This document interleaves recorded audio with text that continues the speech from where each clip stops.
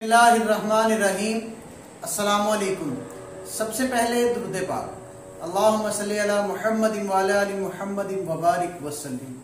ہمارا جو آج کا موضوع ہے نا، ہم اس میں آپ کو بتائیں گے کہ نبی پاک صلی اللہ علیہ وآلہ وسلم کا پہلا تجارتی سفر کون سا تھا، اور آپ نے لڑکپن کے دور میں کیا کیا مصیبتیں اٹھائیں۔ توجہ کے ساتھ ویڈیو کو پورا دیکھیے گا، اور اگر ہو سکے تو میرے اس چینل کو آپ لوگ سبسکرائب کر لیں۔ نبی پاک صلی اللہ علیہ وآلہ وسلم کی عمر جب صرف 6 سال کی ہوئی، یعنی کہ آپ کے لڑکپن کا دور تھا، تو آپ کی والدہ ماجدہ آپ کو ساتھ لے کر مدینہ شریف میں آپ کے والد کے ننیال سے ملانے چلی گئی۔ راستے میں تھی، سفر جاری تھا، ان کے ساتھ ان کی کنیز ام ایمن بھی ساتھ تھی۔ واپسی پر جب ملا کر واپس لا رہی تھی سرکار کو، تو ابوا کے مقام پر آپ کا وصال ہو گیا، آپ کی والدہ کا انتقال ہو گیا، اور وہیں پر آپ کی تدفین کی گئی۔ باپ کا سایہ تو پہلے ہی اٹھ چکا تھا، اب ماں کی ممتا سے بھی محروم ہو گئے۔ کافی دل کو گہری چوٹ پہنچی، بہت روئے۔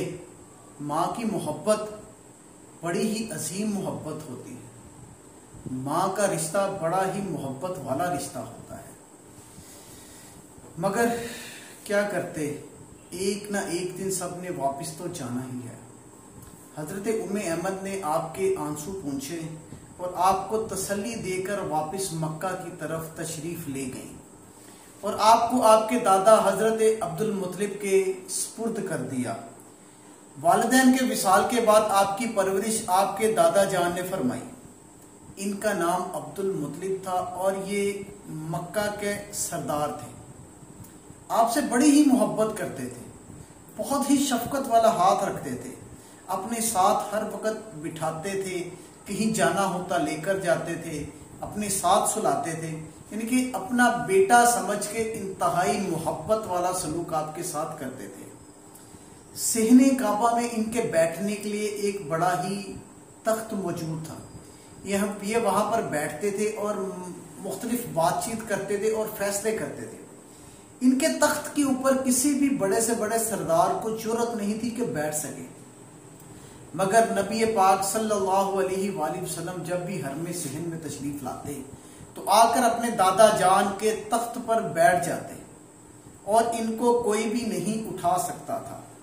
جب آپ کی عمر تقریباً 8 برس کی ہوئی نا، تو ان کا بھی وصال ہو گیا۔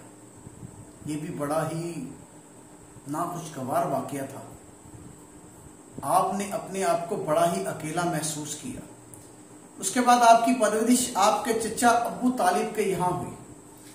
آپ کے مبارک بچپن کے متعلق ابو طالب کا کہنا ہے کہ میں نے کبھی نہیں دیکھا کہ رسول اللہ صلی اللہ علیہ وآلہ وسلم نے کبھی کسی وقت جھوٹ بولا۔ بچپن کا دور تھا، بچے مذاق میں کہہ ہی دیتے ہیں الٹی سیدھی باتیں، مگر ان کے چچا جان کا کہنا ہے کہ میں نے آپ کو کبھی جھوٹ بولتے نہیں دیکھا، کبھی کسی کو دھوکہ دیتے نہیں دیکھا، کسی کو کوئی تکلیف پہنچاتے نہیں دیکھا۔ اگر پاس کوئی بےہودہ بچے کھیل بھی رہے ہوں، ان کو بھی آپ نے کبھی نہیں ڈانٹا اور محبت سے سمجھایا ہے۔ ہمیشہ انتہائی خوش اخلاق، اچھی عادتوں والے، نرم گفتار، بلند کردار اور اعلیٰ درجے کے پارسا اور پرہیزگار رہے ہیں، اتنی گواہی آپ کے چچا جان دے رہے ہیں۔ آپ 8 سال کی عمر میں اپنے چچا ابو طالب کے گھر ان کی کفالت میں آئے نا، تو یہاں بھی خیر و برکت کی بارشیں ہونے لگے۔ یہ اپنے بچوں سے زیادہ آپ سے پیار کرتے تھے، ہر وقت اپنی نگاہوں کے سامنے رکھتے تھے، کبھی بھی نگاہوں سے اوجھل نہیں ہونے دیتے تھے۔ ابو طالب کا بیان ہے کہ سرکار صلی اللہ علیہ وآلہ وسلم سے پہلے اگر میرے بچے کھانا کھا لیتے تو میرے بچوں کا کبھی بھی پیٹ نہ بھرتا، اور اگر نبی پاک صلی اللہ علیہ وآلہ وسلم پہلے تناول فرماتے تو میرے بچوں کا پیٹ مکمل بھر جاتا اور کھانا بھی بچ جاتا۔ یعنی کہ اگر کبھی کھانے کا ٹائم ہوتا نا، تو میں کہتا بچوں پہلے آپ رک جاؤ، پہلے نبی پاک صلی اللہ علیہ وآلہ وسلم کو کھانے دو۔ یعنی محمد کو کھانا کھانے دو، اس کے بعد آپ کھانا۔ اور وہ فرماتے ہیں، کہتے ہیں کہ اگر نبی پاک صلی اللہ علیہ وآلہ وسلم سے پہلے میرے بچے دودھ پیتے تو دودھ ختم ہو جاتا، اور اگر آقا علیہ الصلوۃ والسلام پہلے نوش فرماتے تو کبھی بھی دودھ میں کبھی نہ آتی، مکمل دودھ رہتا۔ یہ دیکھ کر کہتے کہ اے بھتیجے تمہاری کیا ہی برکتیں ہیں۔ اور جب آپ کی عمر تقریباً 10 برس کی ہوئی نا، تو آپ کے چچا زبیر ان کو لے کر سفر پر نکلے۔ یہاں راستے میں نا ایک عجیب سا واقعہ ہوا۔ کسی وادی میں ایک اونٹ لوگوں کو گزرنے سے روک رہا تھا۔ ایک اونٹ کھڑا تھا، وادی میں سے گزرنے کے لیے لوگوں کو روک رہا تھا۔ جب اس اونٹ نے آپ کو دیکھا نا تو وہاں پر بیٹھ گیا اور اپنی گردن کو اور سینے کو زمین پر رگڑنے لگا۔ آپ اس پر سوار ہو گئے تو اس اونٹ نے آپ کو وادی کے پار پہنچا دیا۔ جب سفر سے واپس لوٹے تو دیکھا کہ وہ ساری کی ساری وادی پانی سے بھری ہوئی ہے۔ آپ نے فرمایا تم میرے پیچھے آ جاؤ۔ آپ اس وادی میں تشریف لے گئے اور سب قریش آپ کے پیچھے پیچھے چلنے لگے۔ اللہ پاک نے پانی خشک فرما دیا۔ یہ نبی پاک صلی اللہ علیہ وآلہ وسلم کا معجزہ تھا۔ وادی پانی سے بھری ہوئی تھی، آپ آگے تشریف لے گئے تو اللہ پاک نے اس پانی کو خشک فرما دیا۔ جب یہ لوگ مکہ میں واپس آئے تو لوگوں کو یہ بتایا تو لوگ کہنے لگے کہ اس بچے کی شان ہی بہت نرالی ہے۔ آپ کی عمر مبارک جب 12 برس کی ہوئی تو آپ کے چچا ابو طالب کے ساتھ آپ نے پہلا تجارتی سفر فرمایا۔ تجارت کا سفر 12 سال کی عمر میں فرمایا۔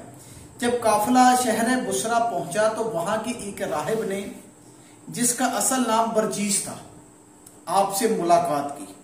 اس نے آپ کو علامت نبوت سے پہچان لیا اور آپ کا ہاتھ پکڑ کر یہ اعلان کرنے لگا کہ یہ تمام جہانوں کے سردار ہیں، یہ رب العالمین کے رسول ہیں، اللہ کریم انہیں رحمت للعالمین بنا کر، رحمت بنا کر اس دنیا میں سب مسلمانوں کے لیے بھیج رہا ہے۔ پھر اس نے آپ صلی اللہ علیہ وآلہ وسلم اور تمام اہل قافلہ کے لیے کھانے کا انتظام کیا، اور اس دعوت میں اس نے مزید کچھ علامت نبوت دیکھی۔ اس نے ابو طالب سے کہا کہ انہیں شام کے ملک میں مت لے کے جاؤ، اگر اہل شام نے انہیں علامت نبوت سے پہچان لیا تو انہیں قتل کرنے کی کوشش کریں گے، لہٰذا آپ اسی مقام سے واپس تشریف لے جائیں۔ اور اس راہب نے آپ کو کچھ سامان بھی تحفے میں دیا۔ اللہ پاک کے پیارے نبی صلی اللہ علیہ وآلہ وسلم نے تجارت کی غرض سے کئی سفروں پر تشریف لے گئے، یعنی کہ کئی تجارت کے سفروں پر تشریف لے گئے۔ 10 برس کی عمر میں اپنے چچا زبیر عبد المطلب کے ساتھ یمن کا تجارتی سفر فرمایا۔ اچھا، آپ نے جو تجارتی سفر حضرت خدیجہ رضی اللہ تعالی عنہما کے لیے کیا، ان میں سے 2 سفر یمن کی جانب بھی تھے۔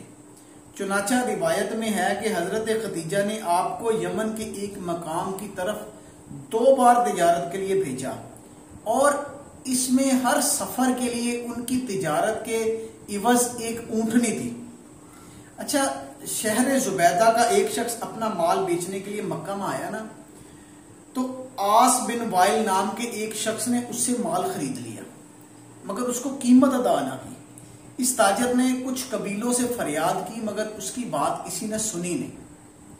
پھر یہ شخص جبل ابی قیس پر چڑھ گیا اور سب سے فریاد کی۔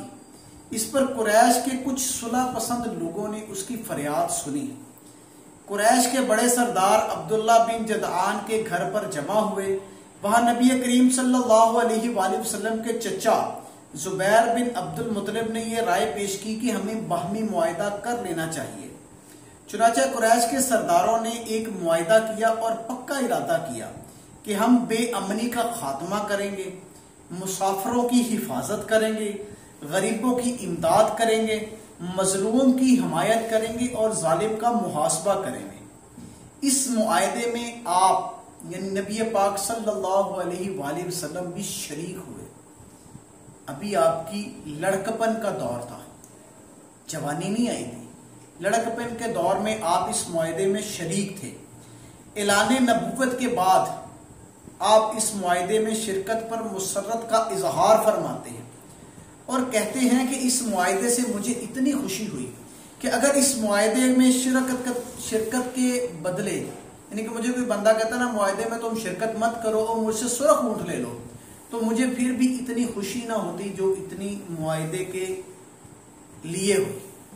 نبی پاک صلی اللہ علیہ وآلہ وسلم کی جو برکات بچپن میں اور لڑکپن میں ظاہر ہوتی نہیں، وہ تو علیحدہ ہی ہیں جو جوانی میں ہوئی۔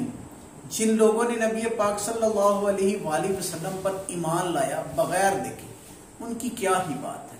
جزاک اللہ۔